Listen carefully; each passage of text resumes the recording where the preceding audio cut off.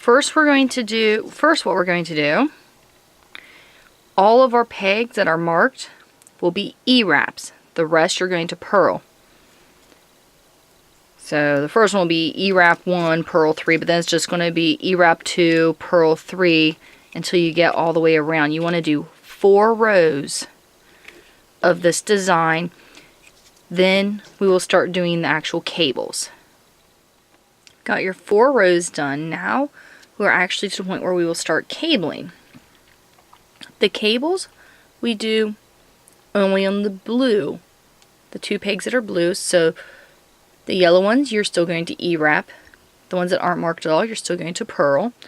So let's get to our first set of blue. And I'll show you how to do a 2-stitch cable with a left twist, sorry. Let me zoom this in, and I'll try not to move. Okay, so what you're going to do is you're going to E-wrap your first peg, take the bottom loop over, and I'm talking the first of, this is peg 1, this is peg 2. What you're going to do at this point is take that off. If you have a stitch marker or something, you can mark it with a stitch marker. Pull a big loop and you're not going to have to worry about it. You're going to take, this right here is probably the scariest part. You're going to take the loop off of peg 2. And you're actually going to put that on peg 1. Just like that. And in that loop you just made, put that on peg 2. You'll E-wrap the peg, take the bottom over. And that is how you do the 2-stitch left twist cable. I'll get to the next one, I'll show you how to do it. I'm going to show you the cable one more time on the next set. What you do is you E-wrap the first peg, take that bottom over the top, take the loop off. I pull the loop out some just so it's long enough.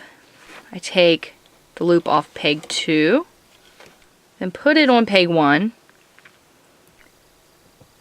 Take that loop, put it back on the empty peg, E-wrap, take the bottom over the top, pull on it just a little bit just to tighten it up, and then just keep going. And you do that every time. That's how you do the cables. You just got to remember, every time it's a row where you cable, you only do the cables on the pegs that are marked with the blue rubber bands.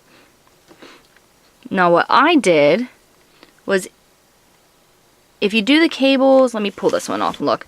If you do the cables really close together, it's a little harder to really see a lot of the detail. So I like to do a row with the cables in it and then do 4 regular rows where all the marked pegs are E-wrapped.